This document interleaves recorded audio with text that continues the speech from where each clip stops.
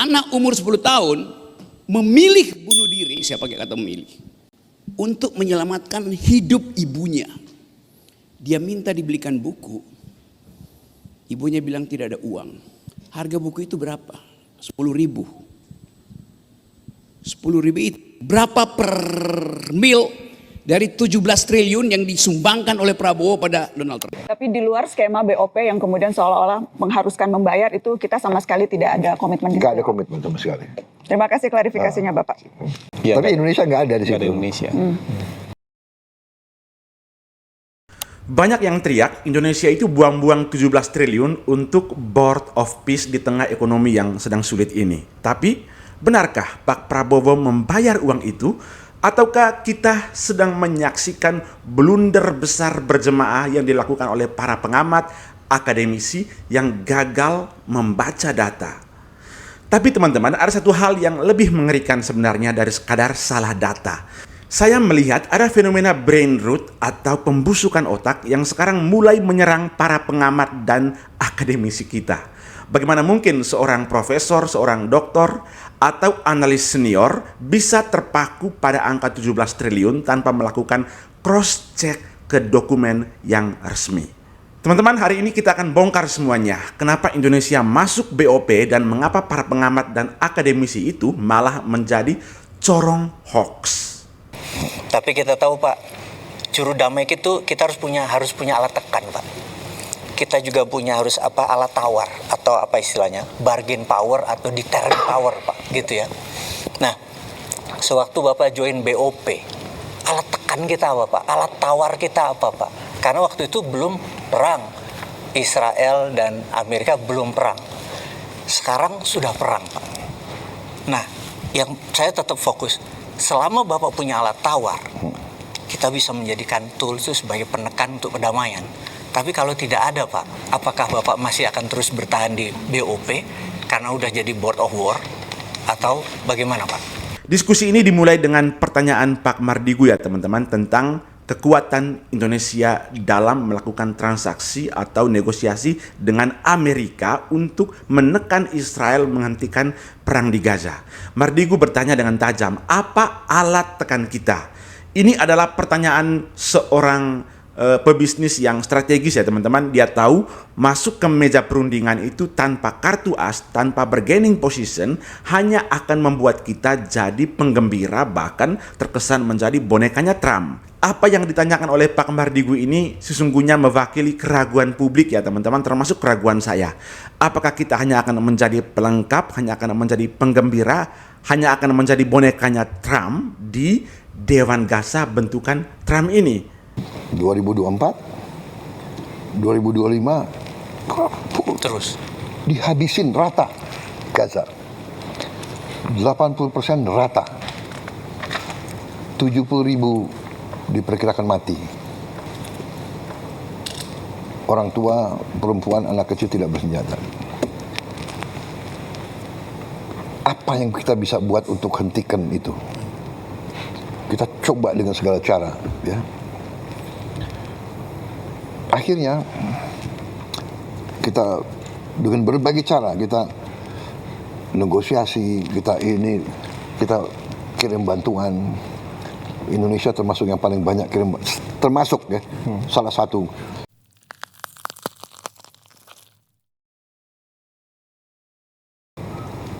Presiden Trump itu tadinya dia punya cita-cita ingin menjadi presiden yang bawa perdamaian. betul. Ada Abraham Accords. Iya, iya.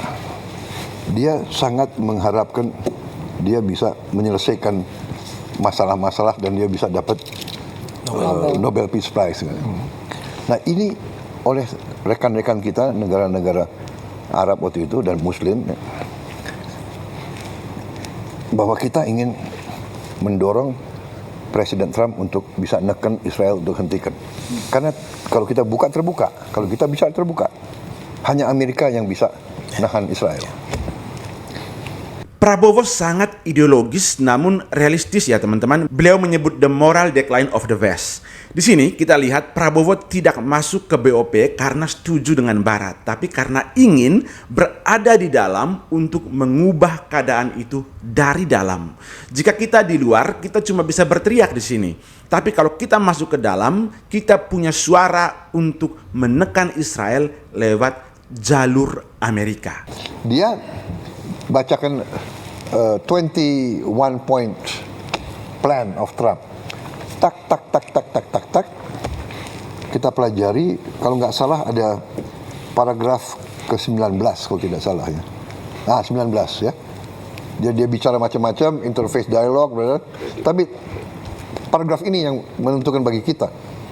While Gaza redevelopment advances and when the Palestinian Authority, ya, Palestinian Authority jadi pemerintah yang mimpin Palestina sekarang, reform program is faithfully carried out, the conditions may finally be in place for a credible pathway to Palestinian self-determination and statehood, which we recognize as the aspiration of the Palestinian people. Ke-20, the United States will establish a dialogue between Israel and the Palestinians to agree on a political horizon for peaceful and prosperous coexistence. Jadi, kita lihat, wow, ini 19 dan 20 ada peluang, walaupun kita tahu ini sedikit. Akhirnya kita berdelapan diskusi, kita dukung ini atau tidak. Akhirnya dalam lobby-lobby sebelum ini kita bilang, kita dukung ini. Habis itu Emir Tamin kita tunjuk sebagai juru bicara kita. Akhirnya setelah dibacakan Emir Tamin atas nama kita, karena kita sebelum meeting ini kita sudah dikasih points. Pak, sorry Pak, ini resolusi UN Council ya Pak? Jadi Iya, resolusi tapi berdasarkan plan itu. Berdasarkan, jadi poin-poin ini poin yang BOP atau poin US Council Pak? Pertama, ada halaman ini ada di poinnya Trump. Oh, oke. Yang dimasukin ke resolusi itu. I see. Nah, akhirnya Emir Tamin bilang, Mr. President, we like your plan. Ya, plannya Trump kan jadi pertama 21, akhirnya jadi 20 dan sebagainya. Tapi anyway, we like your plan, but the problem is not us. The problem is Prime Minister Netanyahu of Israel. Nah, di situ Trump bilang, dia bilang begini, dia lihat ke kita, Emir Tamim kan di sebelah saya, dia let me take care of Prime Minister Netanyahu. Dia let me take care of Prime Minister. I will convince him. Jadi dia kasih jaminan ke kita, dia yang akan menggait Perdana Menteri Netanyahu. Dan benar, ini kalau nggak salah pertemuannya hari Rabu atau Kamis, Perdana Menteri Israel datang hari Senin dan akhirnya dipanggil ke White House dan akhirnya dia juga terima masalah ini. Trump sendiri sudah memberikan garansi yang kuat soal itu. Itulah makanya kita berani masuk BOP. Dan jikalau seandainya satu waktu Trump tiba-tiba memiliki pandangan yang lain atau pendiriannya itu berubah-ubah, kita bisa saja keluar dari BOP. Itulah posisi dari Pak Prabowo atau posisi Indonesia saat ini. Kita tahu tidak gampang. If we are inside, maybe we can help. Dukung rakyat Palestina. Kalau di luar, pasti nggak bisa. We cannot do. Jadi akhirnya kita putuskan kita masuk. Oke. Kemudian itu statusnya dan Boleh satu singkat saja sedikit Pak Presiden soal kembali ke BOP Pak. Spesifiknya soal biaya dan komitmen keuangan Indonesia di BOP. Karena masih simpang siur di publik. Ada pembicaraan mengenai kita wajib memberikan kontribusi sampai $1 miliar. Kemudian ada yang mengatakan wah tidak perlu kontribusi karena akan mengirimkan pasukan. Kemudian juga ada penjelasan bahwa akan diambil dari APBN, pos yang mana dan sebagainya. Boleh saya minta klarifikasi malam ini Pak untuk meluruskan? Iya, jadi dari awal konsep BOP itu mereka mengatakan bahwa boleh anggota yang ingin menjadi anggota Board of Peace boleh pilih dua. Kalau mau jadi anggota permanen, ya, berarti istilahnya mungkin premium member lah. Ya. Ya, Premium. pokoknya you ada di situ, diminta sumbangan $1 miliar. Kemudian kita diminta, Indonesia bisa nggak nyumbang pasukan? Saya mengatakan bisa, pasukan perdamaian bisa. Jadi kita tidak pernah mengatakan bahwa kita mau ikut iuran $1 miliar. Tidak pernah ada komitmen finansial apapun yang disetujui oleh Indonesia soal itu. Tidak pernah. Dan ini salah satu yang di pertemuan di Washington 19 Februari yang lalu. Yang founding donors. Ini founding donors. Jadi mereka ini masing-masing nyumbang, ada yang lebih mungkin ya. Ya, tapi Indonesia nggak ada di situ. Nggak ada Indonesia. Banyak analis yang terpleset ya teman-teman mengira bahwa 17 triliun atau 1 miliar US dollar itu adalah iuran wajib. Padahal faktanya itu adalah biaya premium membership atau anggota luar biasa atau anggota premium lah bagi negara-negara yang ingin status permanen tanpa batas waktu. Sederhananya begini teman-teman, kita bayangkan BOP ini seperti aplikasi nonton film streaming seperti Netflix lah.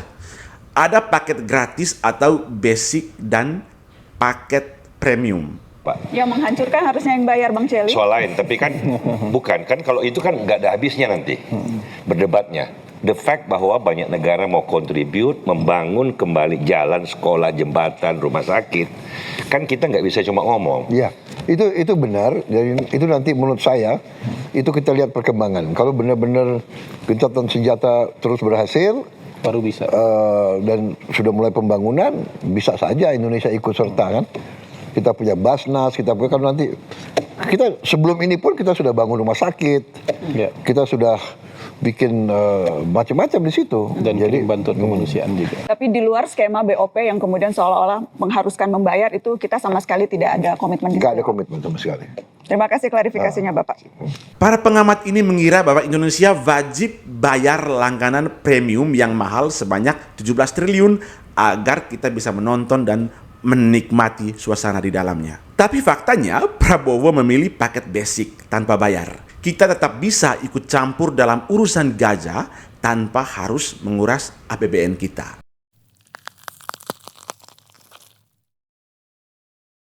Nah, menariknya banyak sekali pengamat dan akademisi termasuk LSM yang mencecar Prabowo karena dianggap kita wajib untuk membayar 17 triliun. Berdasarkan riset media online yang saya lakukan teman-teman, berikut adalah beberapa pihak yang terlanjur melontarkan kritik keras terhadap anggaran 17 triliun tersebut. Yang pertama adalah YLBHI dan Koalisi Reformasi Sektor Keamanan. Mereka menyebut tanda tangan piagam BOP sebagai pemborosan 16,7 sampai dengan 17 triliun yang tak masuk akal. Wow, ini konyol sekali ya teman-teman, karena hal yang paling mendasar sekalipun mereka tidak baca, mereka tidak paham, tapi terlanjur memberikan opini dan pernyataan sikap di ruang publik.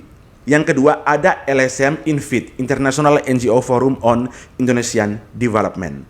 Saya tidak tahu ya ini LSM munculnya sejak kapan, karena saya baru dengar, jujur saya tidak tahu juga pendanaannya seperti apa. Tapi mereka mengkritik bergabungnya Indonesia sebagai langkah impulsif yang membebani ruang fiskal nasional. Lagi-lagi terjebak dalam blunder yang sangat fatal di sini. Ada juga oknum atau individual ya teman-teman, seperti Profesor Susi Sudarman. Dia menyoroti besarnya iuran 17 triliun dan membandingkannya dengan prioritas nasional lain dalam dialog di Kompas TV. Ya, seorang profesor kok bisa terjebak dalam salah data, salah baca, dan salah persepsi seperti ini ya. Lalu ada Rocky Gerung ya teman-teman. Rocky Gerung itu bahkan sangat provokatif di sini karena dia membandingkan uang Indonesia sebanyak 17 triliun itu yang keluar dari kas negara, dia bandingkan dengan kematian dari seorang bocah di NTT yang memilih untuk menghabiskan nyawanya karena tak mampu membeli buku. Anak umur 10 tahun memilih bunuh diri, saya pakai kata memilih, untuk menyelamatkan hidup ibunya. Dia minta dibelikan buku, ibunya bilang tidak ada uang. Yang kalau kita bongkar, anak 10 tahun bisa memilih bunuh diri dan menulis surat pada ibunya, ibu saya pergi dulu. Harga buku itu berapa? 10.000. 10.000 itu berapa per mil dari 17 triliun yang disumbangkan oleh Prabowo pada Donald Trump? Apakah Prabowo? Ini provokatif karena kasus mengakhiri hidup atau kasus bunuh diri itu disandingkan dengan pemborosan anggaran sebanyak 17 triliun ke BOP. Yang padahal faktanya kita sudah tahu bahwa itu belum pernah keluar dari kas negara. Masih banyak lagi para pengamat, akademisi, komentator, influencer yang terjebak dalam narasi yang fatal seperti ini. Mereka mengira bahwa 17 triliun itu adalah angsuran wajib untuk masuk BOP atau pintu masuk untuk masuk ke BOP. Faktanya itu adalah premium membership atau anggota premium. Kalau kita merasa tidak perlu menjadi anggota premium dalam BOP itu, ngapain kita bayar 17 triliun, ya kan? Saya itu rasa lucu ya teman-teman, kalau membedakan mana iuran wajib dan mana iuran premium saja tidak bisa dibedakan. Sebaiknya para pengamat dan akademisi ini rehat sejenak dulu lah dari layar kaca, dari media sosial, supaya jangan terlalu banyak mengotori ruang publik. Pak Prabowo sedang bermain catur di level global untuk menyelamatkan nyawa di Palestina, sementara kalian masih sibuk menghitung angka yang tidak benar-benar keluar dari kas negara. Tapi jawabannya sederhana teman-teman. Mereka bukan lagi membaca jurnal atau rilis resmi, tapi mereka terpapar konten hoax dan narasi provokatif yang gencar menyerang Pak Prabowo akhir-akhir ini di berbagai platform media sosial. Ketika algoritma menyuguhkan narasi Prabowo buang duit rakyat atau menjual negara ke Trump, para intelektual ini kehilangan daya kritisnya. Mereka tidak lagi menganalisis, mereka hanya bisa bereaksi. Ini fatal. Ini adalah definisi dari brain root intelektual, di mana gelar akademik kalah oleh headline yang bombastis, bahkan kalah oleh berita-berita dan kabar hoax. Fenomena ini kalau benar terjadi sangat disayangkan teman-teman, karena pengamat yang kita hargai justru menjadi corong dari kabar hoax. Mereka terjebak dalam arus post-truth atau era pasca kebenaran, di mana keaslian dan kepalsuan itu sulit sekali untuk dibedakan. Di mana opini yang viral dianggap lebih benar daripada fakta yang ada di atas meja.